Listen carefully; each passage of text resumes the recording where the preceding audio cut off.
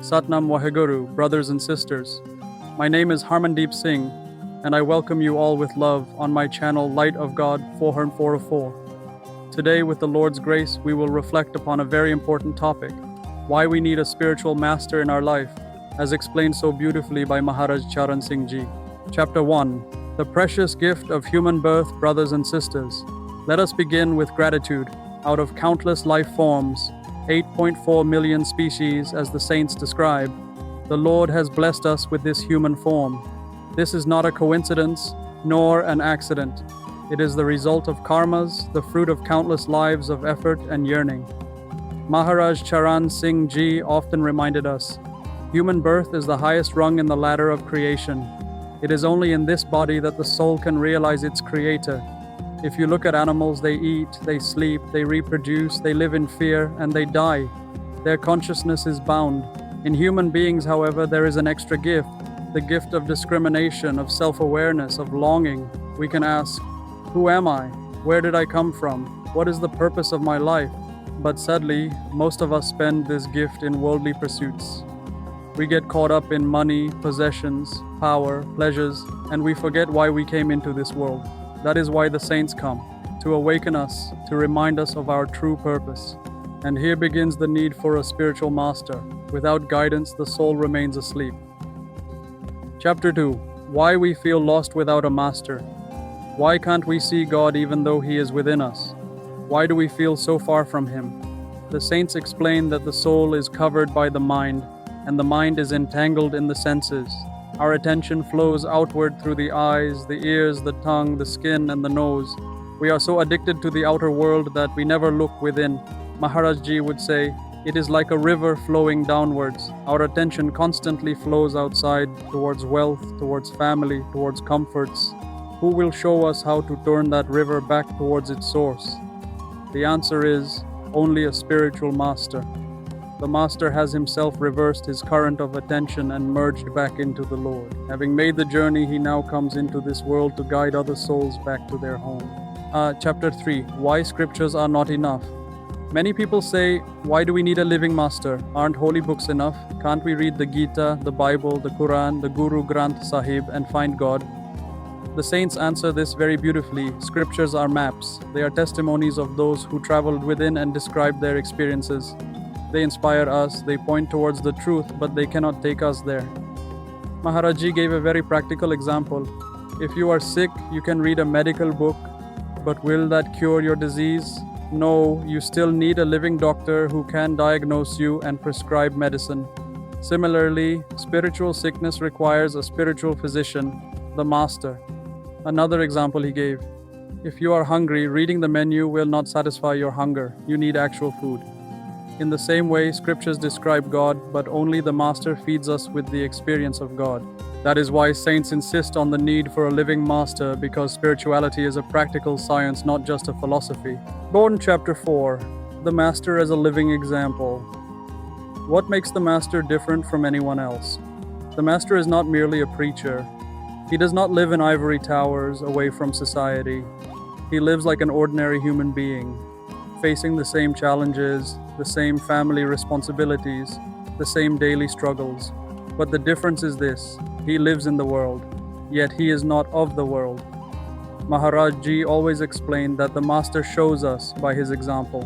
When we see how he lives, in love, in humility, in service, in balance, we realize that spirituality is not about renouncing life, but about transforming it. He does not demand rituals. He does not ask for blind faith. He asks us to meditate, to do the practice ourselves, and experience the truth within. This is why disciples naturally develop love for the Master, not because of fear, but because of the purity, humility, and compassion that flows from him. Chapter 5. The Science of the Shabd. The foundation of Sant Mat, as Maharaj Ji explained, is the Shabd, the sound current, the Naam, the word. This Shabd is not sound in the physical sense. It is the creative power of God, the divine vibration from which the entire creation has sprung. It is the word mentioned in the Bible. In the beginning was the Word, and the Word was with God, and the Word was God. It is the Naam described in Sikh scriptures. Naam ke dare khand Brahman.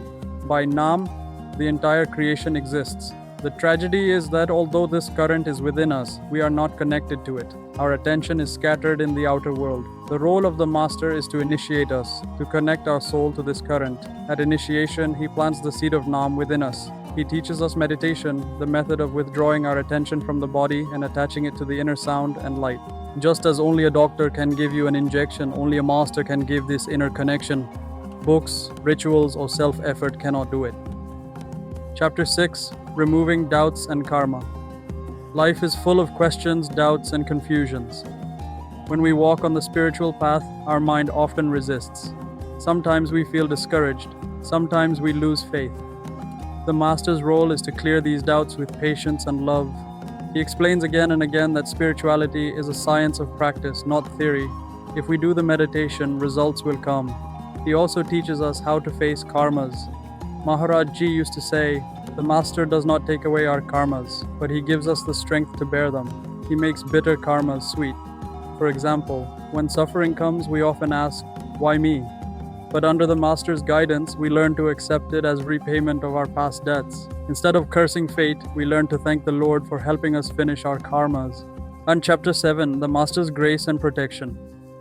Perhaps the most beautiful aspect of the Master is his unconditional love and grace. Maharaj Ji said, "The Master is more anxious to take the disciple back to God than the disciple is to go." Imagine that, even when we forget him, he does not forget us. He is like a loving parent. A child may stumble, may fall, may even run away, but the parent never gives up. Similarly, the Master never abandons a disciple. His protection surrounds us even when we are unaware of it. The disciple may fail 1,000 times, but the Master will lift him up each time. This is why the saints say, once the Master has accepted you, liberation is guaranteed. It may take time, but the seed has been planted and one day it will bloom. Chapter 8. The journey is not easy but certain. Yes, the path is not easy. Meditation requires effort, it requires discipline, it requires us to rise above laziness, distractions, and desires. But Maharaj Ji always assured us, no effort is wasted. Every second you give to meditation brings you closer to the Lord. He reminded us not to expect results overnight. Just as a seed takes time to grow into a tree, spiritual practice takes time to bear fruit. But if we persevere with faith and patience, the results are certain. And remember, this is not a path of fear or compulsion. It is a path of love. The more we love the Master, the more natural meditation becomes. Chapter 9. The Master and the Disciple Relationship. The bond between Master and disciple is the most sacred relationship in creation. It is not of this world. It is carried forward from life to life.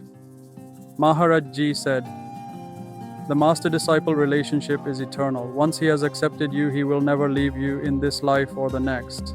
This bond is not based on outer rituals. It is based on love, surrender, and faith. The disciple learns to see the Master not just as a physical form, but as Shabd, as the divine current within. Ultimately, the outer Master comes only to connect us to the inner Master. Once we establish contact with the inner sound and light, we realize that the Master was always within us." Chapter 10. Conclusion. The need for a Master. So, dear brothers and sisters, why do we need a spiritual Master? Because without a Master, the soul remains blind.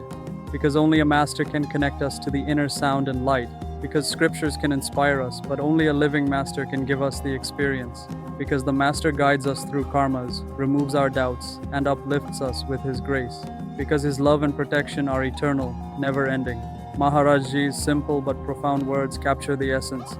The purpose of life is God realization. The way back to him is not in books, nor in rituals, but through the guidance of a living Master who connects us with the Shabd within. Let us therefore treasure this human birth, treasure the grace of the Master, and with sincerity, love, and humility walk on the path he has shown. And one day, by his grace, we too shall merge back into the eternal ocean of love from which we have come. Closing thought. The Master does not ask us to believe blindly. He only asks us to do the meditation. Then, through our own experience, we will know the truth.